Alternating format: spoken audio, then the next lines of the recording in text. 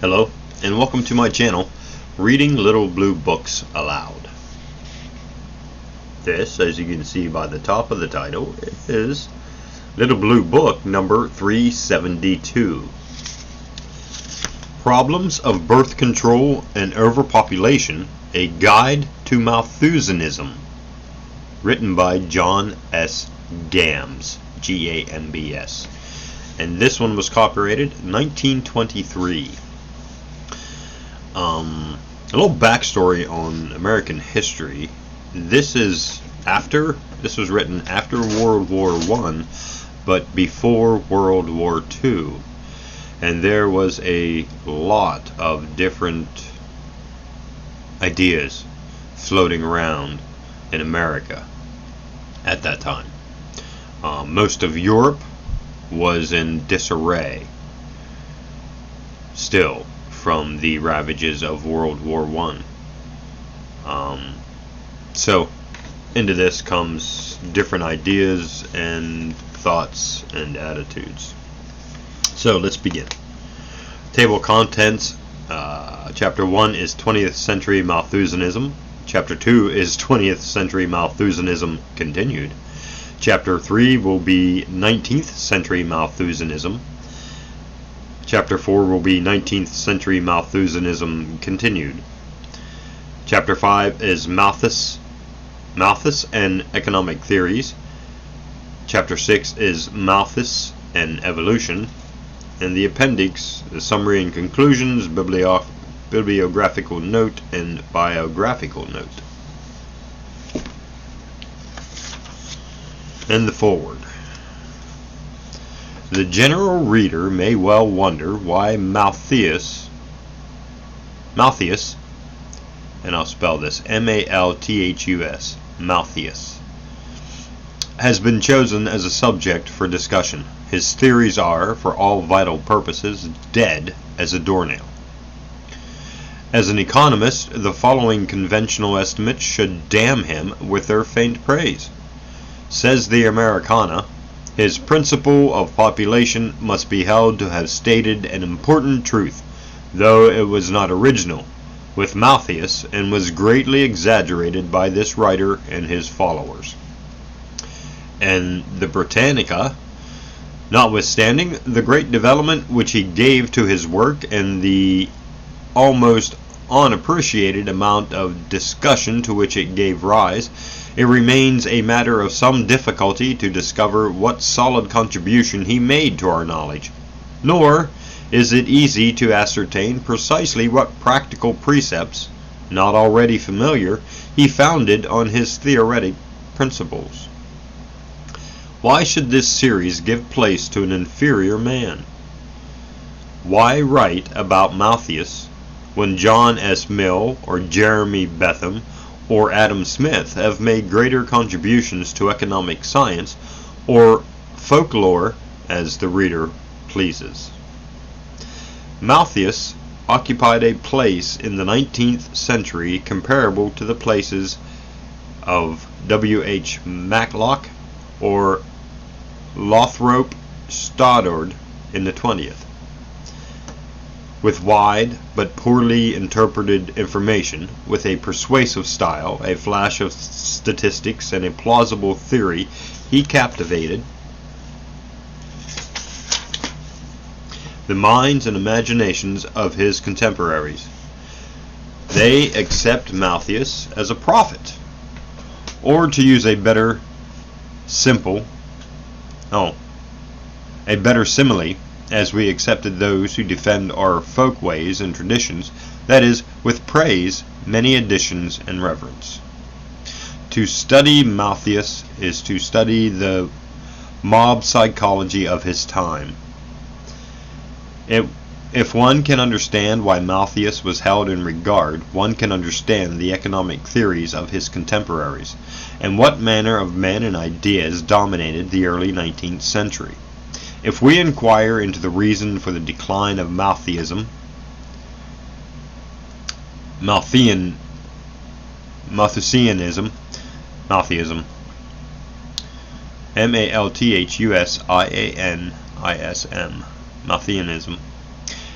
Its growth from speculation, conjecture, and justification to measurement and criticism. Besides, Malthus has influenced or helped to influence biology. It matters not that this influence was wholly accidental. The fact remains that the originators of the theory of evolution have expressed their indebtedness to Malthus. In spite, then, of the comparative inferiority of Malthus, he deserves study. One volume of the Pocket series may well be devoted to a man who was a quintessential reactionary economist of 1800, and who at the same time helped to give birth to the evolutionary hypothesis. A Guide to Malthusianism, Chapter 1, 20th Century Malthusianism. A book or an argument may often be interpreted to serve any purpose. Thus, one may call the Bible historical or sacred. The theory of evolution may be philosophically a prop to idealism or to materialism. The Odyssey may be looked upon as a work which should inspire us to virtue, or it may be regarded as a few pages in the biography of a crafty, deceitful barbarian. The Constitution of the United States, we say, is the noblest document penned by the hand of man. Yet there are persons who call it a mere safeguard to the rights of property.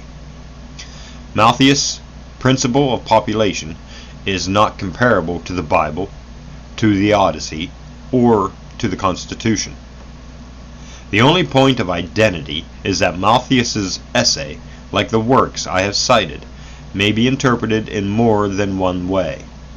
Part of the difficulty lies with Malthus, who wrote two distinct essays on population. The first one was gloomy, pessimistic, and held out no hope to the submerged nine-tenths. Later, he slightly modified the view he held in this first essay, giving more hope to those whose wages are low and whose standard of living is inadequate. It is to the later work of Malthus, to the more optimistic editions of the principles of population, that economists now refer.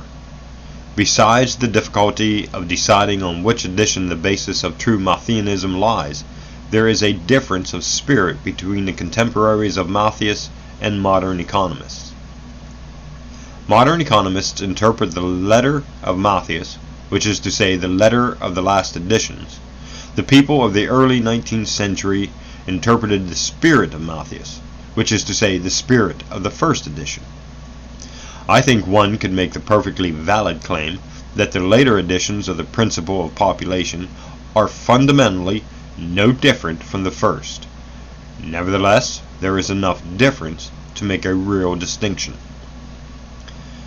The remainder of this chapter will be devoted to summarizing Malthus's essay as it appeared in the final edition. There will be no conscientious attempt here at interpretation. I shall try to state only what Malthus wrote. In later chapters, I shall try to tell what Malthus meant. The argument runs as follows. Population tends to increase in geometrical ratio, or it will double itself every 25 years. The amount of food, however, increases in arithmetical ratio, or as the numbers 1, 2, 3, 4, 5. The relation of population to food at the end of a century tends, therefore, to approximate the following table. And I will attempt to show you this little table at the bottom of the page. It's not a very clear picture, but you can see there's a little table down there.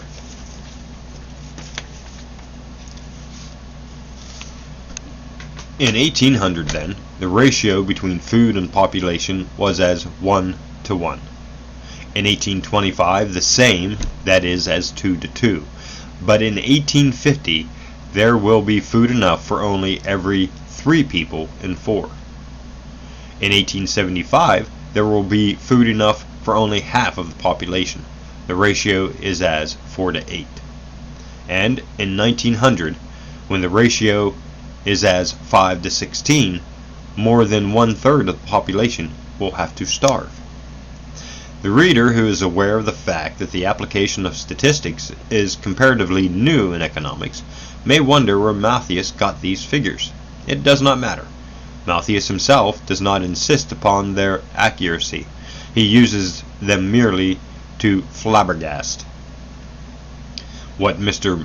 Mencken calls the boobsy, the words arithmetical and geometrical, judiciously scattered in an essay, are enough to terrify even those accustomed to fearful sounds. Malthus does insist, however, that population, if unchecked, tends to outstrip the production of food. This, it seemed to him, was axiomatic, and as a measure it is. Population, if unchecked, will outstrip the production of food. Very well. What are the checks?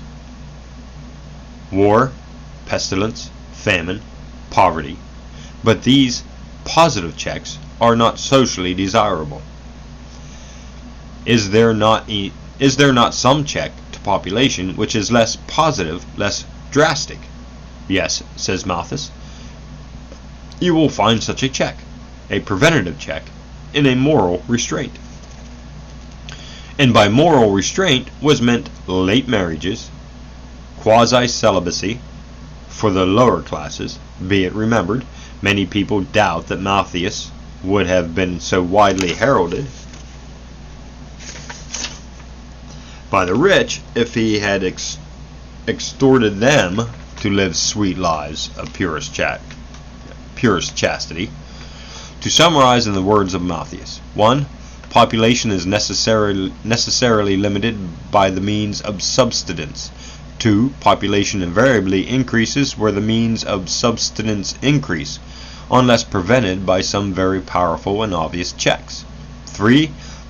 These checks, and the checks which repress the superior power of population and keep its effects on a level with the means of subsistence, are all resolvable into moral restraint, vice, and misery. Book 1, Chapter 2. Malthus, having stated the preceding propositions, examines the checks in other countries and in former times. He finds vice, infanticide, and wars among the Phrygians, Tasmanians, and Australians. The American Indians are checked in growth by improvidence, gluttony, and cannibalism. In ancient Greece, he finds that Aristotle's recommendations of delayed marriage seem to show that preventative checks existed. Modern Russia, AD 1800, he says, is not overwhelmed by the principle of population because founding hospitals encourage licentiousness, thus discouraging marriage, and so on and so on. Though Norway, Sweden, and Scotland, until, I regret it, gentle reader, I fell asleep, finally one comes to Book 3. In my opinion, Book 3 contains the quintessence of Malthusiania. Here Malthus refutes Robert Owen, William Goodwin, and others who would change the then present economic and social system. He advocates free trade, of which more will be said later. Further, he says the good government can do no more than to make the necessary checks act more equitably so as to do the least evil. To remove the checks entirely is bad. Population tends to increase more rapidly than the food supply.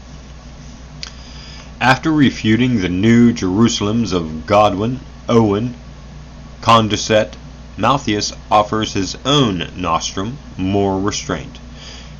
He meets objections saying in effect that if you don't like moral restraint, all right, go to war or catch a disease. He urged the poor not to increase and multiply because if they could reduce the amount of labor available, they would increase wages. He makes recommendations concerning the poor laws as well, and suggestions concerning the distribution of charitable funds. The last paragraph of the book begins, "Or, the whole therefore, though our future prospects respecting the mitigation of the evils arising from the principle of population may not be so bright as we could wish, yet they are far from being entirely disheartening, and by no means preclude that gradual and progressive improvements in society which, be o'er the late wild speculation on this subject, was the object of rational expectation. A strict inquiry into the principle of population obliges us to conclude that we shall never be able to throw down the ladder by which we have risen to this eminence, but it by no means proves that we may not rise higher by the same means. The lukewarm optimism here displayed was not characteristic of his first essay. That essay was coldly pessimistic. In an appendix, various objections are discussed. There is likewise a discussion of two other works on population. Scattered throughout the book is the claim that the principle of population is a theory of social progress. If population were stable, there would be no incentive to increase the means of substance. But with each increase in population, there is a fresh spur or goad to social progress. Thus, the great migrations of the Germans' progress were the result of the pressure of population on the food supply. Man is naturally slothful, but the obligation to provide for an increasing population makes him overcome his slothfulness. Malthus says, in effect, God, by arranging that the earth shall produce food only in limited quantities, and as a result of much labor, he provided a goad for social progress. Elsewhere, evil exists not to create despair, but activity. And may one conclude, activity being good, evil which creates activity is likewise good. The theory is, as it is written in the later editions, cannot be seriously objected to. Population, if unchecked, would unquestionably press against the means of substance, but it is checked. Jack London, in his Sea-Wolf, writes that in no way is nature more lavish than in providing the seed for more life. We possess in our loins the seed to populate cities, yet the father of a dozen living children is uncommon. No one greatly fears the phenomenal growth of population, in spite of the palliation of infant mortality and an increasing term of life. The efforts of Pasteur and his successors to remove positive checks have not caused us to feel that one of the best checks to population, disease, has been unhappily removed. On the contrary, we laud the efforts of doctors who strive to remove cancer, tuberculosis, and other ills that flesh is heir to. Besides the removal of disease, we are looking forward to the removal of another positive check, war. The pacifist has often been criticized for his lack of patriotism, but never for his disregard of Malthus's principle of population. The decline of Malthusianism was a gradual sinking into destitute because of the very general and remote effects of its operation. Malthus's early pessimism was due in part to the fact that he doubted whether his advice on the continents would be accepted by the poor. Indeed, he looked upon the sex instinct as being as imperious to its demands as hunger for food. If Malthus were with us today and ready to push his conclusions to the utterance, he would probably be glad to learn of the devices and medicaments which may be used to check the growth of population. Besides our ability to check the growth of population, we have been able to increase our food supply much more than Malthus thought possible. The doctrines of Malthus, once so despairing of man's happiness, should hold no terrors for present-day students of society. For even if production cannot be advanced beyond its present state, but we already know that it can, contraceptive measures may at least be resorted to.